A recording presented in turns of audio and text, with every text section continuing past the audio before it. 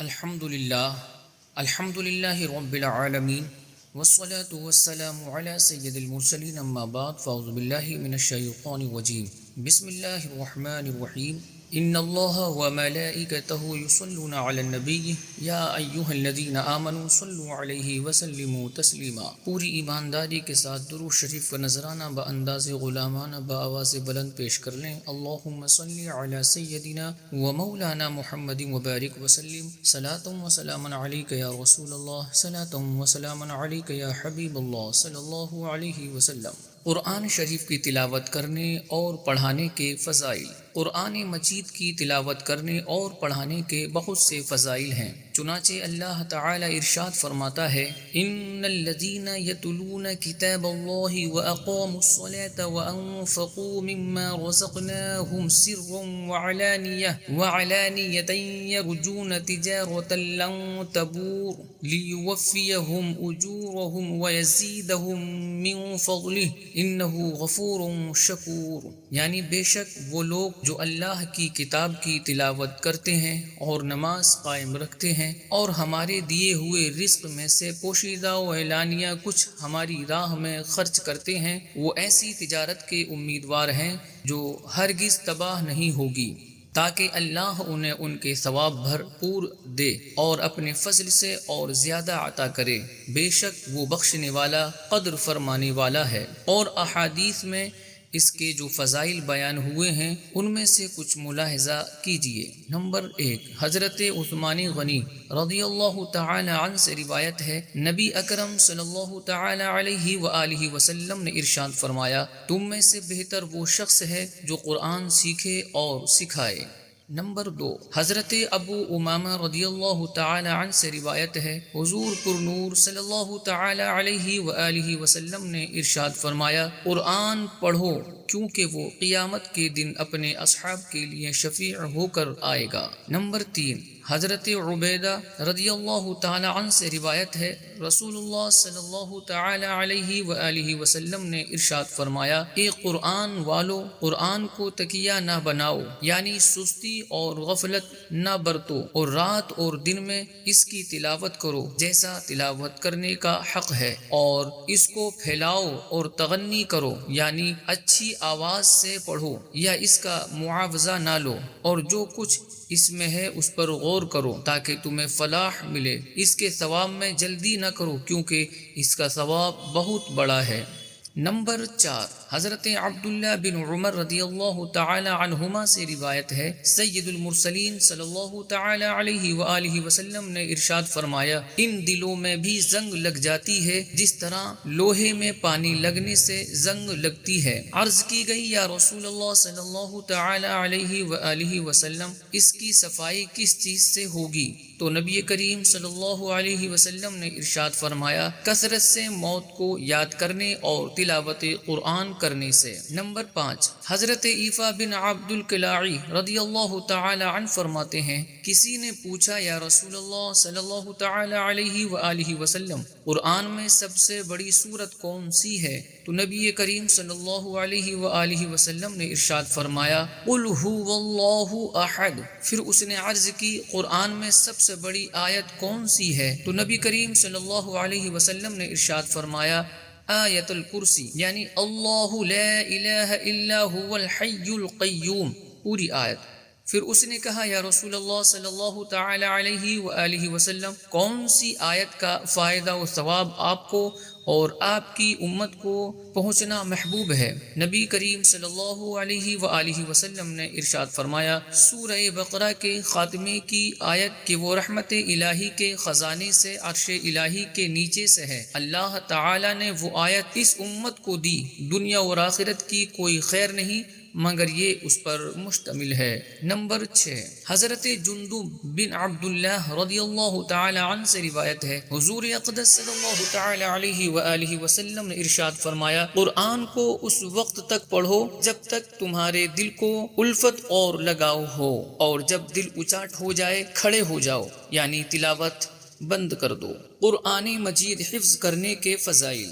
قرآن کریم کو حفظ کرنا فرض کفایہ ہے، اور یہ صحابہ و تابعین اور علماء دین متین رضی اللہ تعالی عنہم اجمعین کی سنت ہے، اور اس کے فضائل حصر و شمار سے باہر ہیں۔ ترغیب کے لیے یہاں 3 فضائل سماعت کیجیے۔ نمبر 1، حضرت ابو ہریرہ رضی اللہ تعالی عنہ سے روایت ہے، نبی اکرم صلی اللہ تعالی علیہ وآلہ وسلم نے ارشاد فرمایا، قرآن والا قیامت کے روز آئے گا اور قرآن عرض کرے گا، اے میرے رب تبارک و تعالی، اسے خلعت عطا فرما، تو اس شخص کو کرامت کا تاج پہنایا جائے گا۔ قرآن پھر عرض کرے گا، اے میرے رب تبارک و تعالی، اور زیادہ کر، تو اسے بزرگی کا حلہ پہنایا جائے گا۔ پھر عرض کرے گا، اے میرے رب تبارک و تعالی، اس سے راضی ہو جا، تو اللہ تعالی اس سے راضی ہو جائے گا۔ پھر اس شخص سے کہا جائے گا، پڑھتے رہو اور درجات چڑھتے جاؤ، اور ہر آیت پر ایک نیکی زیادہ کی جائے گی۔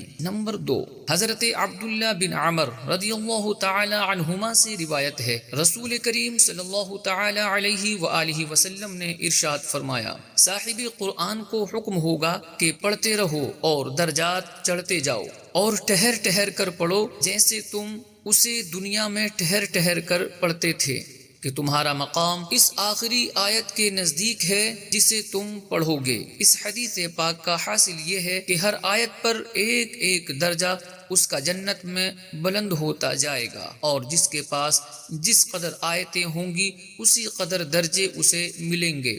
نمبر 3، حضرت ابو ہریرہ رضی اللہ تعالی عنہ سے مروی نبی کریم صلی اللہ تعالی علیہ وآلہ وسلم کے فرمان کا خلاصہ ہے کہ حافظ قرآن اگر رات کو تلاوت کرے تو اس کی مثال اس توشادان کی ہے جس میں مشک بھرا ہوا ہو اور اس کی خوشبو تمام مکانوں میں مہکے، اور جو رات کو سو رہے اور قرآن اس کے سینے میں ہو تو اس کی مثال اس توشادان کی مانند ہے جس میں مشک ہے اور اس کا منہ باندھ دیا جائے۔ یہ قرآن مجید حفظ کرنے کے فضائل ہیں، لہٰذا جس مسلمان سے بن پڑے وہ قرآن مجید حفظ کر کے ان فضائل کو حاصل کرنے کی کوشش کرے، اور جنہوں نے قرآن مجید حفظ کر لیا ہے انہیں چاہیے کہ اسے روزانہ یاد کرتے رہیں تاکہ حفظ بھول نہ جائیں۔ اعلیٰ حضرت امام احمد رضا خان رحمۃ اللہ تعالی علیہ ایک حدیث پاک کی وضاحت کرتے ہوئے فرماتے ہیں، یعنی جس طرح بندھے ہوئے اونٹ چھوٹنا چاہتے ہیں اور اگر ان کی محافظت و احتیاط نہ کی جائے تو رہا ہو جائیں، اس سے زیادہ قرآن کی کیفیت ہے۔ اگر اسے یاد نہ کرتے رہو گے تو وہ تمہارے سینوں سے نکل جائے گا، پس تمہیں چاہیے کہ ہر وقت اس کا خیال رکھو اور یاد کرتے رہو، اس دولت بے نہایت کو ہاتھ سے نہ جانے دو۔ اسی طرح ایک اور حدیث پاک کی وضاحت کرتے ہوئے فرماتے ہیں، یعنی اے قرآن والو، قرآن کو تکیہ نہ بنا لو کہ پڑھ کے یاد کر کے رکھ چھوڑا، پھر نگاہ اٹھا کر نہ دیکھا، بلکہ اسے پڑھتے رہو دن رات کی گھڑیوں میں جیسے اس کے پڑھنے کا حق ہے، اور اسے افشا کرو کہ خود پڑھو، لوگوں کو پڑھاؤ، یاد کراؤ، اس کے پڑھنے یاد کرنے کی ترغیب دو، نہ یہ کہ جو پڑھے اور خدا اسے حفظ کی توفیق دے اس کو روکو اور منع کرو۔ پھر فرماتی ہیں، اس سے زیادہ نادان کون ہے جسے خدا ایسی ہمت بخشے کہ وہ قرآن پاک حفظ کر لے اور وہ اسے اپنے ہاتھ سے کھو دے۔ اگر قدر اس کی جانتا اور جو ثواب و درجات اس پر موعود ہیں ان سے واقف ہوتا تو اسے جان و دل سے زیادہ عزیز رکھتا۔ تلاوت قرآن کے آداب۔ جب بھی قرآن مجید کی تلاوت کی جائے تو اس سے پہلے ان آداب اور شرعی احکام کا لحاظ رکھا جائے۔ نمبر 1، قرآن مجید دیکھ کر پڑھنا زبانی پڑھنے سے افضل ہے کہ یہ پڑھنا بھی ہے اور دیکھنا اور ہاتھ سے اس کا چھونا بھی، اور یہ سب چیزیں عبادت ہیں۔ نمبر 2، مستحب یہ ہے کہ باوضو قبلہ رو اچھے کپڑے پہن کر تلاوت کرے، اور تلاوت کے شروع میں اعوذ پڑھنا مستحب ہے، اور سورت کی ابتدا میں بسم اللہ پڑھنا سنت ہے ورنہ مستحب۔ نمبر 3، قرآن مجید کو نہایت اچھی آواز سے پڑھنا چاہیے، اور اگر پڑھنے والے کی آواز اچھی نہ ہو تو اچھی آواز بنانے کی کوشش کرے۔ لحن کے ساتھ پڑھنا کہ حروف میں کمی بیشی ہو جائے جیسے گانے والے کیا کرتے ہیں، یہ ناجائز ہے۔ بلکہ پڑھنے میں قواعد تجوید کی رعایت کرے۔ نمبر 4، لیٹ کر قرآن مجید پڑھنے میں حرج نہیں، جبکہ پاؤں سمٹے ہوں اور منہ یعنی فیس چہرہ کھلا ہو۔ یوں ہی چلنے اور کام کرنے کی حالت میں بھی تلاوت جائز ہے، جبکہ دل نہ بٹے ورنہ مکروہ ہے۔ نمبر 5، جب قرآن مجید ختم ہو تو 3 بار قل ھو اللہ احد پوری سورت پڑھنا بہتر ہے، اگرچہ تراویح میں ہو۔ البتہ اگر فرض نماز میں ختم کرے تو 1 بار سے زیادہ نہ پڑھے۔ نمبر 6، مسلمانوں میں یہ دستور ہے کہ قرآن مجید پڑھتے وقت اگر اٹھ کر کہیں جاتے ہیں تو بند کر دیتے ہیں، کھلا ہوا چھوڑ کر نہیں جاتے۔ یہ ادب کی بات ہے، مگر بعض لوگوں میں یہ مشہور ہے کہ اگر کھلا ہوا چھوڑ دیا جائے گا تو شیطان پڑھے گا۔ اس کی اصل نہیں۔ ممکن ہے کہ بچوں کو اس ادب کی طرف توجہ دلانے کے لیے یہ بات بنائی گئی ہو۔ نمبر 7، جب بلند آواز سے قرآن مجید پڑھا جائے تو تمام حاضرین پر سننا فرض ہے، جبکہ وہ مجمع قرآن مجید سننے کی غرض سے حاضر ہو، ورنہ ایک کا سننا کافی ہے، اگرچہ باقی لوگ اپنے کام میں مصروف ہوں۔ مجمع میں سب لوگ بلند آواز سے پڑھیں یہ حرام ہے۔ اگر چند شخص پڑھنے والے ہوں تو حکم ہے کہ آہستہ پڑھیں۔ نمبر 9، بازاروں میں اور جہاں لوگ کام میں مشغول ہوں بلند آواز سے پڑھنا ناجائز ہے۔ لوگ اگر نہ سنیں گے تو گناہ پڑھنے والے پر ہے، اگرچہ کام میں مشغول ہونے سے پہلے اس نے پڑھنا شروع کر دیا ہو، اور اگر وہ جگہ کام کرنے کے لیے مقرر نہ ہو تو اگر پہلے پڑھنا اس نے شروع کیا اور لوگ نہیں سنتے تو لوگوں پر گناہ، اور اگر کام شروع کرنے کے بعد اس نے پڑھنا شروع کیا تو اس پر گناہ۔